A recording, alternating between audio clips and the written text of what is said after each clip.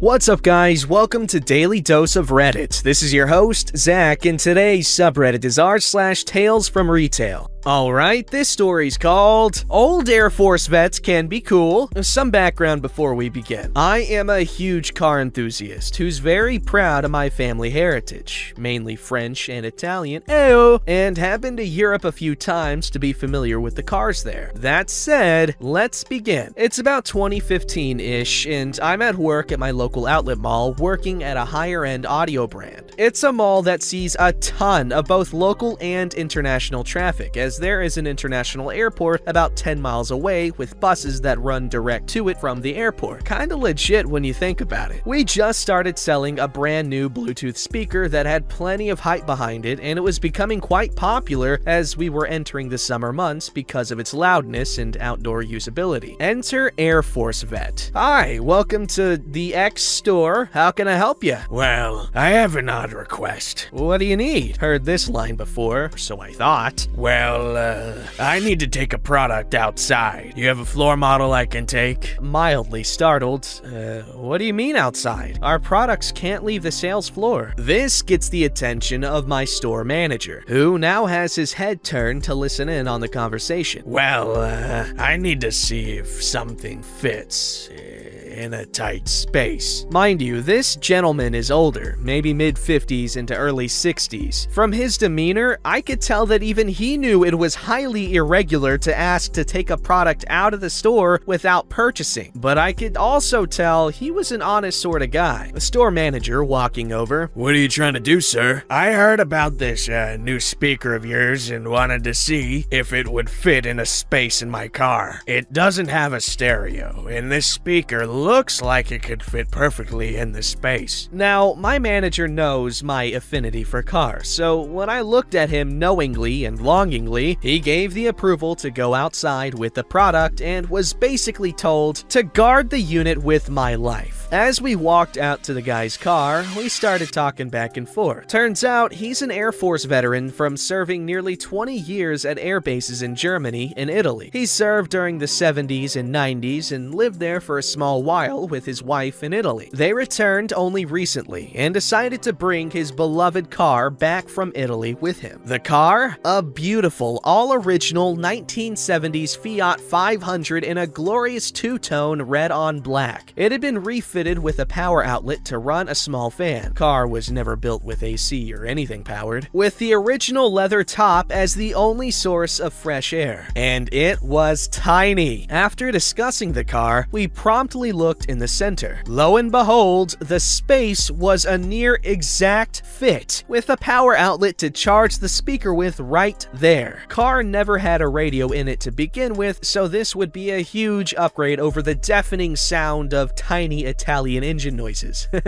We give it a test right there in the lot in the car. Air Force veteran was relatively satisfied, but after all the excitement over seeing and being in his car, I wanted to seal the sale. I convinced him to start the car. At this point, we were pretty chummy, so we could test the speaker with the native car sounds and see if the speaker could outdo the noise. Then he gets really committed. Buckle in, let's go for a ride. Without question, I buckled in. Next thing I know, we are now scooting around the massive parking lot of my outlet mall, doing nearly 40 to 50 miles per hour, the top speed of the Fiat, blasting the Eagles at full volume without any issues hearing the music. I'm having a blast, loving every second of not only chilling with this incredibly nice gentleman, but also getting paid to be in this car with Air Force veteran. About 10 minutes of race car noises and receipts later, he bought not only the speaker, but every optional item we had for it, minus a car charger since he had the power outlet already in his car. Easily the coolest day at work ever, and one of the best customers I ever had. Yo, that is badass. That sounds like a really cool story to be able to share, and you shared it, so boom, cool guy points. And also, is it the Beats pill speaker thing? Because I remember that sounds about the time that they were really popular and stuff. People in my high school, they used to like strap them to their backpack packs and like walk around blasting their music that was never ever anything good. I mean, in my opinion, they liked it obviously. I couldn't tell you why. But this makes me think of back when I was in Colorado,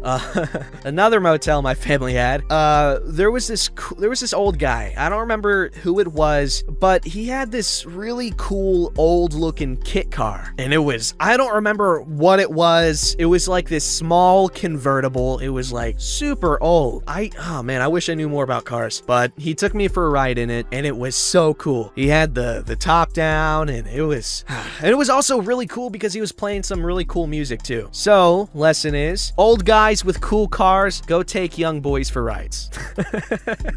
Alright, Ski, this story is called Old Man Teaches Me a Lesson in Common Sense. I work at a dollar store that also happens to be the only grocery store in my small rural town. Most of our customers are regulars who live nearby, and I have a friendly relationship with many of them. About a month ago, our managers called a staff meeting and explained that we had to start getting stricter about carding people for tobacco. We have to ask to see physical ID every time we sell tobacco products, even if the person is a regular who comes in every day and is clearly elderly. We also have to see the IDs of every person in the shopping party who looks to be older than 15, meaning parents can't buy cigarettes with their older teenage kids in tow. I think the rule is stupid, but I follow it because my managers emphasized how important it was, and how we could lose our jobs if we didn't. I usually tell parents with teenage kids that they can finish their transaction, go put their groceries and kids in the car, and come back inside to buy cigarettes. Most people are annoyed about this, but accept it. The other day, I got two older men I'd never seen before come in to buy snacks. One of them wanted cigarettes. As per policy, I asked to see both their IDs. They argued with me for a bit about it because the guy who wasn't buying them didn't have his, and they were both clearly over 60. Old man 1 is the old man who wants cigarettes and has his ID. Old man 2 is the man who doesn't have an ID. Me is me. I don't understand why you're being like this. I can't accept that you're too dumb to tell that I'm over 21. I know, right? I can't believe they're making me enforce such a pointless rule. Trust me, I'd love to sell you your cigarettes, but I don't want to risk my job, and they've been tough on us lately. Well, I ain't leaving without my cigarettes. It's not in my power to make that call. Let me get you my manager to speak to. Yeah, get your manager. Maybe he'll have some common sense. So I get my store manager and I explain the situation. He tries to explain the policy to the guys, but they keep escalating it and they're starting to yell. So he backtracks and tells me to just give them the cigarettes. At this point, I was kind of relieved because I thought it would shut them up. I was wrong. Scanning the cigarettes. I'm sorry about all that, sir. No, you're not. Don't act like you're sorry. You're just mad the manager wouldn't let you get away with it. At this point, I'm just in customer service robot mode. I'm glad you got your cigarettes. I hope you found everything else you need today. How old are you? How old are you? I'm 23. I'm old enough to be your grandfather, and you could see that for yourself if you just open your damn eyes and have some common sense. Do you even know what that means? I come from a generation where a thing called common sense ran the world, but I don't think young people even know what that means anymore. Be careful, you're gonna offend him. Young people get so offended when you talk about common sense. They both had a good laugh about that, and I forced a smile and very politely bagged their items and wished them a nice day. I then locked myself in the bathroom to practice breathing exercises until I no longer had the urge to jump over the counter and fight an old man. The sad thing is, I would have just suggested that the guy with the ID get back in line without his friend to buy them if he hadn't been so damn rude to me. Edited to fix the format. Apparently common sense ironically doesn't give you the common sense to not shoot the damn messenger.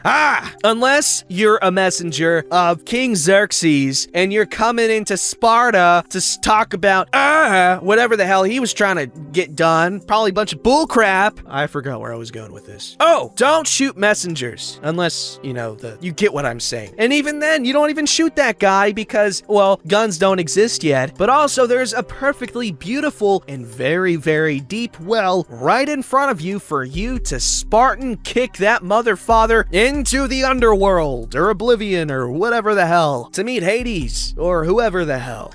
Get it? Whatever the hell. Oh, damn it. I was trying to work this in somewhere, but I don't know where. And also, you don't need a gun because you're King Leonidas. There, that's all. I watched 300 again recently, and I played through Assassin's Creed Odyssey. Ah, good stuff. All right, this story's called That Difficult Customer. I am new to the retail world of the department stores, and I was at a register currently ringing another customer for their items. During that transaction, two ladies with a stroller were browsing some items on display and tried to ask for the price of the items, while I was ringing my current customer for their items. I asked them if they could wait until I finished with the transaction before I could give them an answer. They showed facial expressions that were certainly displeased, and even someone like me who has high-functioning autism, I have a hard time recognizing facial, vocal tone, or body language expressions of people's feelings or mood, could recognize instantly that they were going to be troublesome. After I was finished with my customer, the two ladies came up to me to ask me to help them with a return. Unfortunately, the item in question had multiple return labels, which made the transaction to return their item difficult and caused errors in the system. Looking at their item, I noticed it for another brand that has their own section in the store and asked them to visit their counter to get their item properly taken care of, as I wasn't able to continue the transaction. The customer got much angrier as they did not want to wait in another line to get a return, but I told them I am unable to do the return as it was a brand item for a specific section. Both ladies got very angry, yelling profanities, and one of the ladies said she once worked for the company and knows how we do things, and that I was incompetent and lazy and I should do my job. I almost lost my temper, but I firmly told her I couldn't help her, as it was not part of my area in the department. Also, I was a new hire for a month, so I am limited in knowledge and training being thrown into the holiday seasonal fire. She demanded my manager, which I tried, but being in an area of the store where cell reception doesn't work, I couldn't make a call to my manager. I was also too far from other employees to get help. During this time, she and her companion were yelling additional profanities and name-calling while waiting. At that point, I was starting to get more worked up and just trying to get them to go away. I attempted to walk away. I have the right to refuse service if I felt in danger, as they kept bombarding me with insults. But they positioned themselves in a way where every direction I went, they went to stand in front of me. Finally, another employee who was more knowledgeable than me happened to pass by, and the woman's attention turned to grab that other employee who could possibly do better than me, an incompetent employee. I was trembling due to an anxiety attack coming up, and the lady and her friend continued to make fun of me trembling and additional insults as my fellow coworker was problem shooting the issue. Apparently, it was a situation that needs to be overridden by a full-time employee or a manager. I found an opportunity to leave and politely excused myself before going to the staff break room to break down. Aww. For an experience that lasted about 10 minutes, it left a deep impression on me, and I still get worked up from it. How can someone who says they worked in retail go back as a customer and treat a retail worker like that? I am still wanting to be as helpful as I can be in retail and take this experience as a harsh learning experience. Atta girl, boy, other. It's not made clear. Unimportant though. Good job. That sounds like absolute hell. That was just bullying, man. That was straight up bullying. That makes me feel really bad. I don't know. What are you supposed to do in a situation like that? If you're just getting hounded on by these stupid ass customers that don't know what they're talking about, and you're doing the best you can, like, what are you supposed to do? Just take their punishment? Fight them? Fight them, right? I'm actually asking because as far as I know, if someone starts talking smack to you like that as a customer, you're allowed to, like, legally, and I'm pretty sure this is in a lot of union contracts, you're allowed to just beat the crap out of them within an inch of their life. However, if you do kill them, that's against the rules, but you fight them, you knock them out, and you win. You win the argument and you feel better about yourself, and you have two less smack talkers because you know for a fact they're gonna be scared to do it again. But there's a small chance that I'm incorrect in that. So what are you supposed to do? What are you allowed to do? Tell a teacher? Man, if that's the case, then why don't they have more stores inside of schools so that you have teachers everywhere? And that way, you can be safe, you can be protected, and can also find a really hot and awesome wife. Alright, this story's called Grandma Goes Crazy Over a Shopping Bag. So one time, this older lady came to my register and everything was fine. I scanned everything for her order and gave her the total. One of her purchases was a dress of a famous Disney character, Moana. Make way, make way. Moana, it's time you... Sorry. Then, at the moment I bent down to grab a bag from the drawer, she blew up on me. Why? She screamed and thought that I'm going to grab her dress, throw it on the ground, and step on it to ruin it on purpose. I told her that no, I'm just grabbing a bag to put her purchase in. She didn't want that because the dress will get wrinkled. Suggestion 1. So I suggested a t-shirt box. We could fold it nicely and give it to her in the box. She said no because it wouldn't fit in her luggage. Suggestion 2. I asked if she wants it wrapped in plastic, nice and firm, and she can take it like that. She got mad at me because I thought that you guys are eco-friendly people / love animals, and refused this one as well. Suggestion 3. I suggested another thing that we usually use to protect fragile stuff. It has 2 portions. One, it's like white paper, and the other, it's like carton, but it's cut like a fishnet-like pattern. So I gave an idea to wrap this like a treasure / gift from the ocean, somewhat. She denied this one as well, since for her, it looked ugly. Suggestion 4. I asked when they needed the dress for. It was a week, more or less, before Halloween. She said she needed it by the day after tomorrow, so shipping it wasn't an option either. Suggestion 5. I suggested to let me check if we have one brand new from the box and its original packaging in the back, same size and all. But this triggered her. Why? She said that I somehow knew that her granddaughter had asthma, and by giving her an item that could have dust on it, it's because I wanted to maliciously hurt / kill her. She went on a full tirade on me. Luckily, my manager and supervisor were witness to the whole ordeal. My supervisor intervened first and tried to calm the woman down. The woman went off on how disrespectful, insulative, what is that? I've never heard that word before. Rude, etc. I was, called me all kinds of names, and still, my supervisor was trying to help, but to no avail, while the lady was getting more and more aggressive. Her husband, who was next to her the whole time, tried to calm her and said, "Let's go, please. He did nothing wrong." He had the look of, "Why? Please stop." Then my manager stepped in, and she is the boss. With no mercy, she just grabbed a bag from another register, took the dress, shoved it into the bag, folded the top of the bag, stapled it shut, along with the receipt, and with a smile that says, "I'll kill you," and also, "Have a nice day." The lady got mad and was about to blow up on my manager, but my manager shut her down by saying, "Leave now or security will be called." After that, the lady just grabbed her stuff and ran, followed by the tired / defeated husband. After she left, I was told to take a break to calm down / recover from this incident. But yeah, I survived this ordeal, all over a shopping bag. That lady was obviously upset about something else. What? I don't know, though. How do you rationalize behavior like that? Oh, I have an idea. You don't. I'm telling this to myself, I guess, because I try to just assume these people are normal, just have a bad day or something, but yikes, you can't bad day away that kind of freaking behavior. Don't forget to like, subscribe, and hit that bell to never miss an episode.